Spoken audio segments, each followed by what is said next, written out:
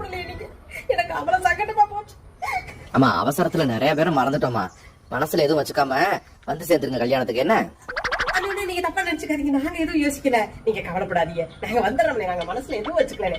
மறதிங்கிறது மனசு கொண்டாலே அப்படி மறந்துருப்பீங்க. விடுங்க. கல்யாண வேலையில 1008 வேலையில தெரிஞ்சிருப்பீங்க. நீங்க மறந்துருப்பீங்க. நாங்க பொறுப்படுத்தல. சரி, கண்டிப்பா குடும்பத்தோட வந்துடுறோம்னே. வந்துடுறோம்.